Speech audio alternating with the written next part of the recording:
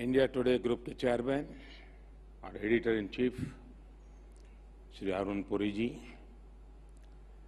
आपके ग्रुप के सभी पत्रकार साथी, न्यूज रूम में इस वक्त काम कर रहे सभी जर्नलिस्ट, आपके साथ जुड़े हुए सारे स्ट्रिंगर्स, यहाँ उपस्थित अन्य महानुभाव और मेरे साथियों, इंडिया टुडे कॉन्क्लेव से जुड़े सभी लोगों को मैं बहुत बहुत शुभकामनाएं देता हूं। आपके ग्रुप ने जिस तरह स्वच्छ भारत मिशन में हिस्सा लिया, लोगों को जागरूक किया, इसके लिए भी मैं आपको बहुत बहुत बधाई देता हूं। साथियों, मुझे कहा गया है कि देश का नेतृत्व करते हुए मुझे क्या कुछ सीखने को मिला, इस बारे में अपने अनुभव आपसे साझा करूं। जब 2014 के चुनाव के बाद मैं दिल्ली आया तो वाकई बहुत सी बातों का अनुभव मुझे नहीं था। केंद्र सरकार कैसे चलती है, क्या क्या व्यवस्था है, सिस्टम क्या है, इसका बहुत अंदाज नहीं था। और मैं मानता हूं कि ये मेरे लिए वरदान की तरह साबित हुआ। अगर मैं पुरानी व्यवस्था का हिस्सा होता तो चुनाव के बाद एक खांचे की तरह जाकर उसमें फिट हो जाता, लेकिन ऐसा नहीं हुआ। साथियों, मुझे याद है कि 2014 से पहले आपके स्टूडियो में भी चर्चा होती थी कि मोदी को क्या मालूम है दुनिया में क्या चल रहा है, मोदी को उसकी कोई समझ ही नहीं है, कोई अनुभव नहीं है, ऐसे में हमारी विदेश नीति का क्या होगा। ये सवाल थे और स्वाभाविक थे। मैं नहीं मानता वो गलत थे, क्योंकि एक राज्य के अंदर सीमित रह करके काम किए हुए व्यक्ति के लिए सवाल उठने बहुत स्वाभाविक है। और नहीं मेरा कोई ऐसा पारिवारिक बैकग्राउंड था कि लोग भरोसा करेगा, हाँ यार ये 6 लोग उनके परिवार के थे, ये भी कर लेगा, ऐसा भी नहीं था।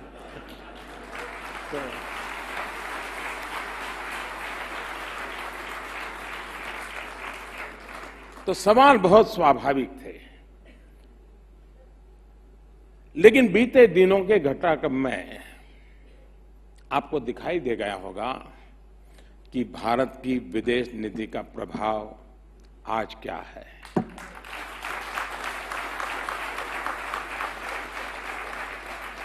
दिखाई दिया कि नहीं दिखाई दिया? चलिए, आपने माना तो। साथियों, आज का भारत नया भारत है, बदला हुआ भारत है।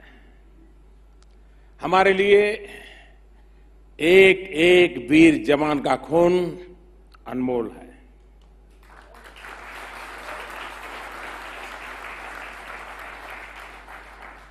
पहले क्या होता था, कितने भी लोग मारे जाएं, जवान सभी शहीद हो जाएं, लेकिन शायद ही कोई बड़ी कार्रवाई होती थी।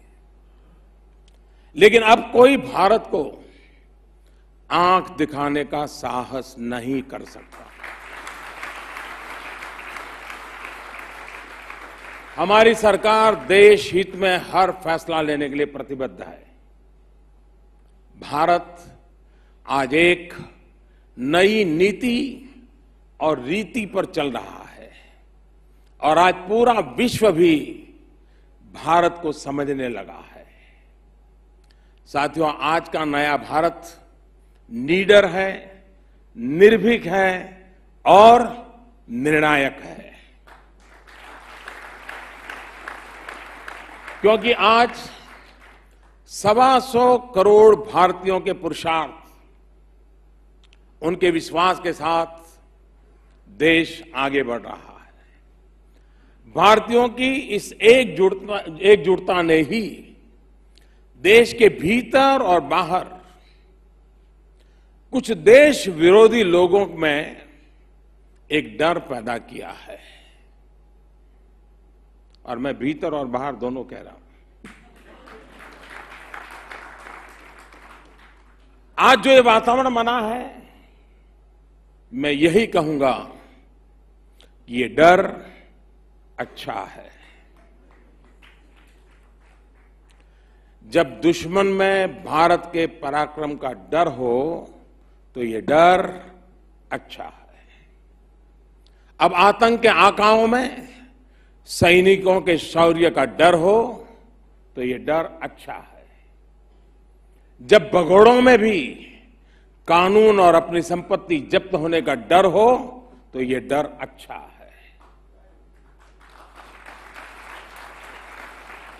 जब मामा के बोलने से बड़े बड़े परिवार बौखला जाए तो ये डर भी अच्छा है। जब भ्रष्ट नेताओं को भी जेल जाने का डर सताए तो ये डर अच्छा है। जब भ्रष्टाचारियों में भी कानून का डर हो तो ये डर अच्छा है। साथियों, स्वतंत्रता के बाद के दशकों में देश ने बहुत कुछ सह लिया। अब ये नया भारत अपने सामर्थ्य, अपने साधन, अपने संसाधनों पर भरोसा करते हुए आगे बढ़ रहा है। अपनी बुनियादी कमजोरियों को दूर करने का, अपनी चुनौतियों को कम करने का प्रयास कर रहा है। लेकिन साथियों, बढ़ते हुए इस भारत के सामने एक चुनौती और खड़ी हुई है। ये चुनौती है अपने ही देश का विरोध और अपने ही देश की मजाक उड़ाकर आत्मसंतुष्टि की प्रवृत्ति का। मुझे आश्चर्य होता है कि आज जब पूरा देश हमारी सेना के साथ कंधे से कंधा मिलाकर खड़ा है तो कुछ लोग सेना पर ही संदेह कर रहे हैं। एक तरफ आज पूरा विश्व आतंक के खिलाफ लड़ाई में भारत का साथ दे रहा है तो दूसरी तरफ कुछ पार्टियां आतंक के खिलाफ हमारी लड़ाई पर संदेह कर रहे हैं। ये वही लोग हैं जिनके बयानों को, जिनके आर्टिकल्स को पाकिस्तानी संसद, वहां का रेडियो, वहां का टेलीविजन चैनलों पर भारत के खिलाफ एक सबूत के रूप में इस्तेमाल किया जा रहा है। ये लोग मोदी विरोध करते करते देश विरोध पर उतर आए हैं। देश को ही नुकसान पहुंचा रहे हैं। मैं आज इस मंच से ऐसे सभी लोगों से पूछना चाहता हूं कि आपको हमारी सेना के सामर्थ्य पर विश्वास है या फिर संदेह है। मैं उनसे जानना चाहता हूं कि आपको हमारी सेना की कही बातों पर भरोसा है या फिर आप उन लोगों पर भरोसा करते हैं जो हमारी धरती पर आतंकवाद को बढ़ावा दे रहे हैं। भाइयों और बहनों, मैं ऐसे सभी लोगों और पार्टियों से कहना चाहता हूं कि मोदी, कई मोदी आएंगे, कई मोदी जाएंगे, लेकिन ये देश अजरा अमर रहेगा। भारत रहने वाला है। और इसलिए मेरा आग्रह है उनसे, कृपया अपने राजनीतिक फायदे के लिए, अपने बौद्धिक अहंकार की पुष्टि के लिए देश की सुरक्षा से खिलवाड़ करना छोड़ दीजिए। भारत को कमजोर करना बंद कर दीजिए। साथियों, इन दिनों बहुत चर्चा चल रही है और एक स्वर उठ रहा है। राफेल की कमी आज देश ने महसूस की है। आज हिंदुस्तान एक स्वर में कह रहा है कि अगर हमारे पास आज राफेल होता तो शायद इससे भी नतीजा कुछ और होता। और ये बात हम साफ साफ समझे कि राफेल पर पहले स्वार्थ नीति उसके कारण और अब राजनीति के कारण देश का बहुत नुकसान हुआ है। मैं इन लोगों को स्पष्ट कहता हूं कि मोदी विरोध करना हो तो जरूर कीजिए, हमारी योजनाओं में कमियां निकालिए, उनका क्या असर हो रहा है क्या नहीं हो रहा है इस पर सरकार की भरसक आलोचना कीजिए, आपका हमेशा स्वागत है। लेकिन देश के सुरक्षा हितों का, देश के हित का विरोध मत कीजिए। आप ये ध्यान रखिए कि मोदी विरोध की इस जीत में मसूद अजहर और हफीज सईद जैसे आतंकियों को, आतंक के सरपरस्तों को सहारा न मिल जाए, वो और मजबूत न हो जाए। Friends, those who ruled the nation for many years had interest in two things: doles and deals.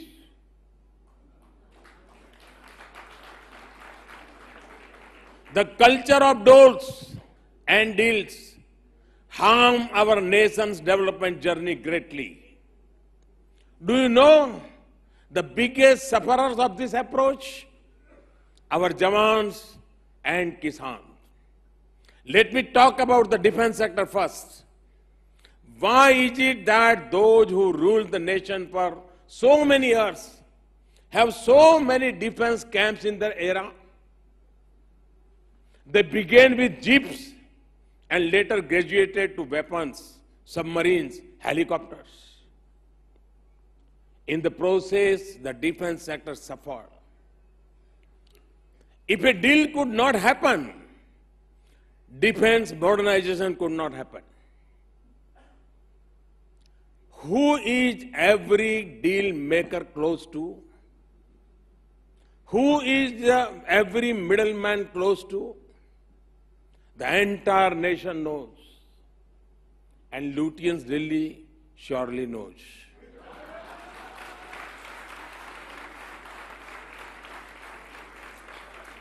Friends, it is common knowledge that one of the things our armed forces regularly need are bulletproof jackets.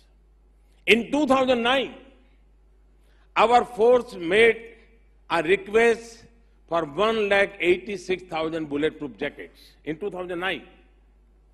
You would be ashamed to know that not one, I repeat, not one bulletproof jacket was obtained from 2009 to 2014. In our tenure, we brought 230,000 bulletproof jackets. In our tenure, the corridors of power are also free from middlemen because they know this government will not treat it. This government will never tolerate any corruption. Now, let me talk of doles. Those in power loved giving doles. These doles were not aimed at empowering the poor. These doles were given so that the poor remain poor and remain at the mercy of the political class. The best example of this is the farm loan waivers. No economist or policy expert will ever say farm loan waivers can solve our agrarian issues. It is a temporary balm at best. Every 10 years, UPA came out with a farm loan waiver idea. They did nothing in their full tenure, but at the 11th hour, offered a farm loan. There is nothing tangible in their waivers. It benefits less than 20% of the farmers. Yet, they love to fight polls on farm loans. We have taken a different approach. The PM Kisan Samman Nidhi, a comprehensive scheme for farmers' welfare. No dole, no deal, only good deed. 6,000 rupees in 3 parts to 12 crore farmers of India. The scheme was announced on 1st February and launched on 24th February. We work 24 hours non-stop and launch it in 24 days. Previously, this much time would be taken to decide a very important question: after which member of the family should we name the scheme?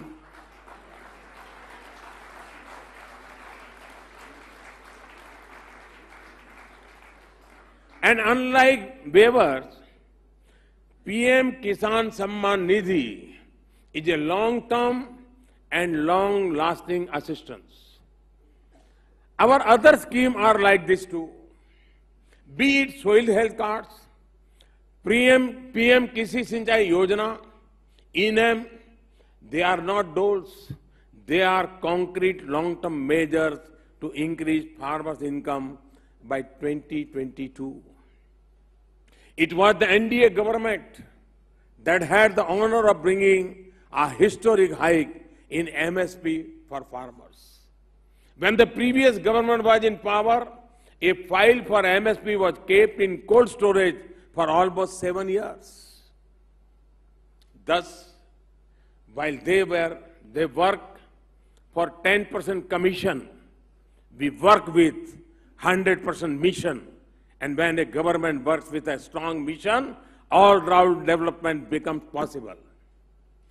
Friends, our 55 months and the 55 years of the others have given two contrasting approaches to governance. They had a token approach. We have a total approach. For everything, they had a token to offer. Let me elaborate. India had been battling poverty, but they gave a token slogan, Garibi Hatao. How to achieve that was not specified, and neither did they make any effort to remove poverty. But they went place to place saying, Garibi Hatao, Garibi Hatao, Garibi Hatao. It was known that India needed to work on financial inclusion. For that, they gave a token bank nationalization. They did this in the name of the poor, but none of them bothered to check if the doors of banks are open for the poor or not. Take the case of one rank, one pension. A 40-year-old demand was left hanging, but during their last budget in 2014, a token amount of 500 crore rupees was added. They knew very well that this was not even close to the amount needed. But then again, token. And the election that were approaching before 2014, what was their poll plank? Increase gas cylinder from 9 to 12. Imagine such a large national party with years in government is reduced to fighting a poll on 9 to 12 cylinders. This way of giving tokens is not acceptable to us. If work has to be done, it has to be in totality, not with tokenism. That is why all our initiatives aim for 100%. Jan Dhan, financial inclusion and banking for all, housing for all, a house for every Indian by 2022, and we are making remarkable progress in this direction. 1.5 crore homes have already been created compared to 25 lakh homes made by UPA. Health care for all. Ayushman Bharat. No Indian must be deprived of good and affordable health care. 50 crore Indians will benefit from this scheme. One rank, one pension. Compare their 500 crore to the 35,000 crore that was eventually given by the NDA government as a part of OROP. Ujjwala Yojana, while they were busy between 9 and 12 cylinders, we have worked to give smoke-free kitchens to crores of families. Power for all. Every village and every household should have electricity. The 18,000 villages in darkness for 70 long years have now been electrified, and now the focus is on household electrification. So you can see, we are working with both speed and scale.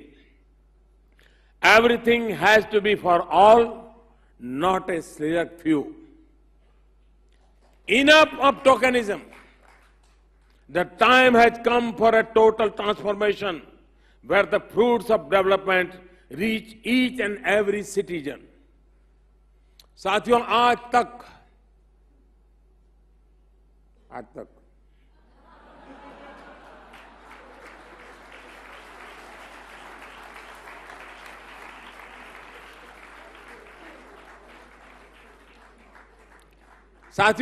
तक अच्छे सवाल पूछने के लिए जाना जाता है, लेकिन आज मैं भी आज तक के मन से कुछ सवाल पूछना चाहता हूं, और मुझे विश्वास है कि मेरे सवाल आपको सोचने के लिए मजबूर करेंगे। आज तक क्यों करोड़ों लोगों को खुले में शौच के लिए विवश थे?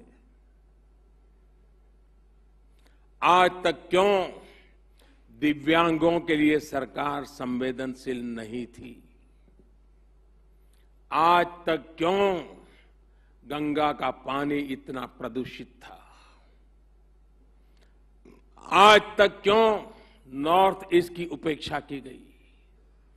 आज तक क्यों हमारे देश की सेना के जाबाज वीरों के लिए नेशनल वॉर मेमोरियल नहीं था?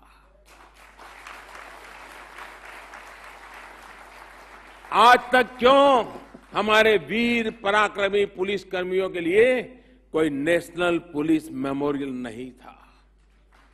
देश को पता नहीं है, आजादी के बाद 35,000 से ज्यादा पुलिस कर्मियों की शहादत हुई है। ये कोई मेमोरियल नहीं था। आज तक आजाद हिंद फौज की सरकार की याद में लाल किले में झंडा क्यों नहीं फहराया गया? आज तक के मंच पर अगर मैं सवालों के इस सिलसिले को आगे बढ़ाऊं तो घंटों का विशेष बुलेटिन बन सकता है।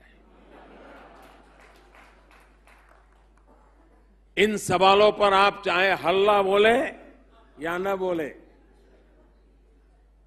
सिलसिलेवार कहानियां बनाएं या न बनाएं, परंतु एक सच्चाई है कि पहले इस देश के गरीबों, पीड़ितों, शोषितों, वंचितों को सिस्टम से जोड़ने के सार्थक कोशिशें नहीं की गई।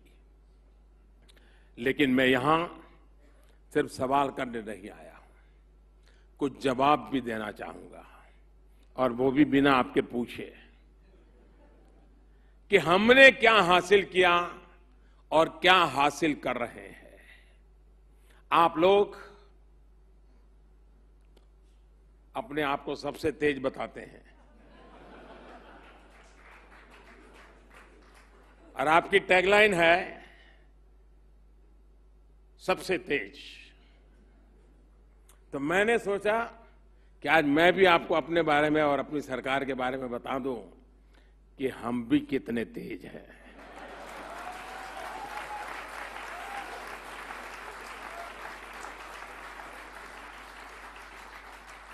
आज हम सबसे तेज गति से भारत में गरीबी हटा रहे हैं।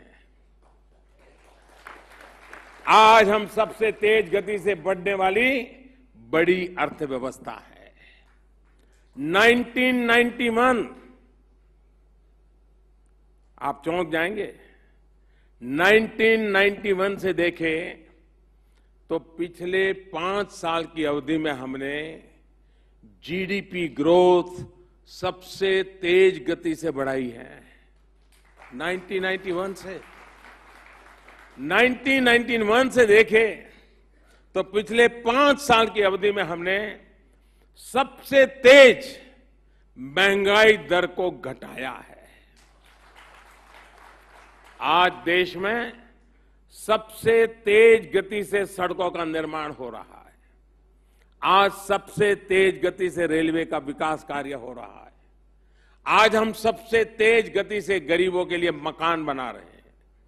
आज देश में सबसे तेज गति से मोबाइल मैन्युफैक्चरिंग यूनिट लगाने का कार्य हुआ है। आज देश में सबसे तेज गति से ऑप्टिकल फाइबर नेटवर्क बिछाने का कार्य हो रहा है।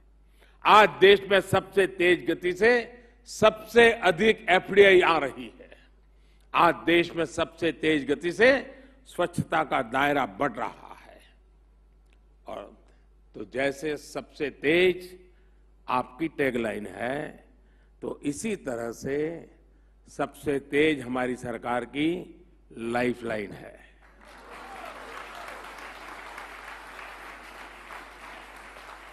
भाई और बहनों, मैं 2013 में जब आपके यहां आया था तो उस समय मैंने आपको 2 दोस्तों की कहानी सुनाई थी। ये कहानी ये थी कि एक बार 2 दोस्त जंगल में घूमने के लिए जाते हैं। भयानक जंगल में निकले थे, इसलिए उन्होंने अच्छी किस्म की बंदूक अपने पास रखी थी कि अगर कोई खूंखार जानवर मिल जाए तो अपनी जान की रक्षा कर सके। जंगल में उन्हें पैदल जाने की इच्छा हुई तो घने जंगल में चल पड़े और तभी अचानक एक शेर सामने आ गया। अब क्या करें, बंदूक तो गाड़ी में रह गई थी, वहीं छोड़ आए थे।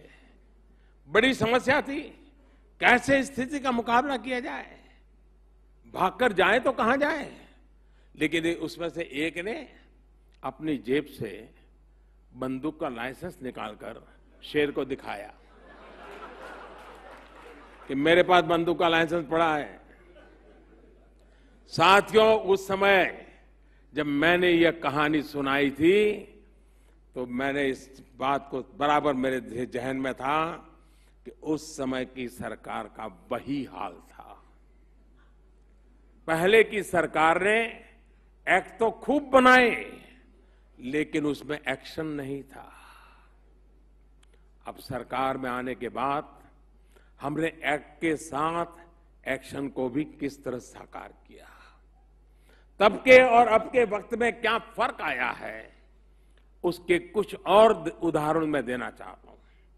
साथियों, बेनामी संपत्ति कानून को 1988 में पारित किया गया था, लेकिन कभी इसे लागू नहीं किया गया। यानी एक्ट कभी एक्शन में लाया ही नहीं गया।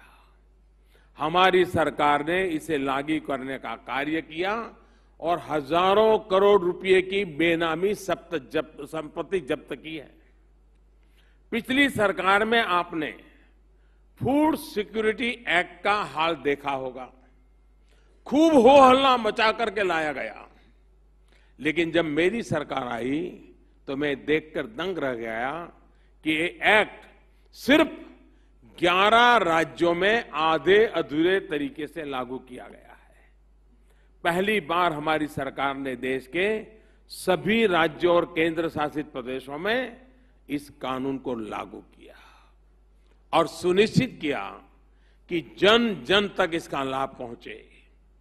पहले भी यही सरकारी अधिकारी थे, यही फाइलें थी, यही अफसर, यही दफ्तर, लेकिन परिणाम क्या था आप सबको पता है। आज हमने एक्शन पर जोर दिया और देखिए देश में किस गति से विकास कार्य हो रहे हैं। साथियों, 2014 से 2019 का ये कालखंड कहने को तो 5 वर्ष का है, लेकिन जब आप विकास की पटरी पर दौड़कर हमारी सरकार के कामकाज का आकलन करेंगे तो आपको ऐसा लगेगा मानो विकास के कई दशकों की यात्रा करके लौटे हो।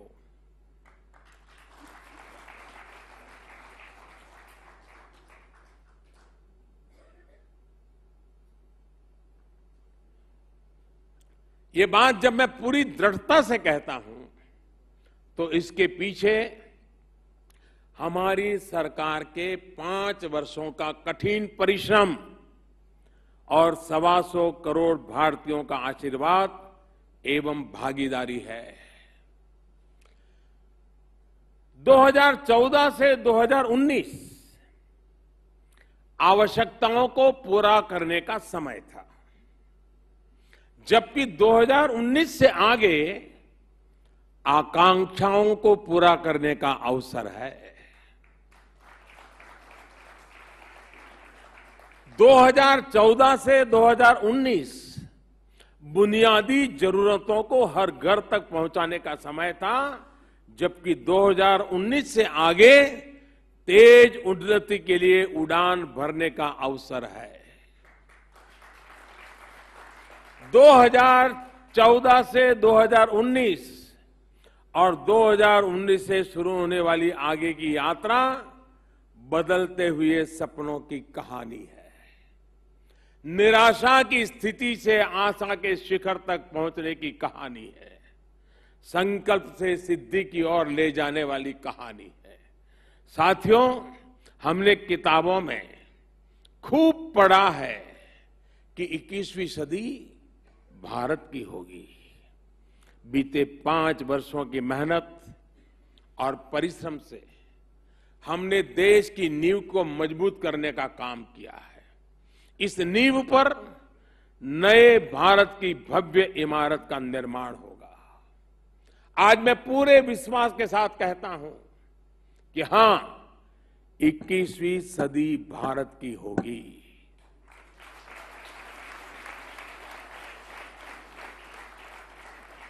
और इसी विश्वास के साथ मैं अपनी बात समाप्त करता हूं। आपने मुझे इंडिया टुडे कॉन्क्लेव में बुलाया, अपनी बात रखने का अवसर दिया, इसके लिए आप सभी का बहुत बहुत धन्यवाद करता हूं। अरुण जी को फिर से एक बार स्वच्छता के मेरे मिशन को आगे बढ़ाने में उनके योगदान का, उनके पूरे ग्रुप को मैं धन्यवाद करना चाहूंगा। बहुत बहुत धन्यवाद।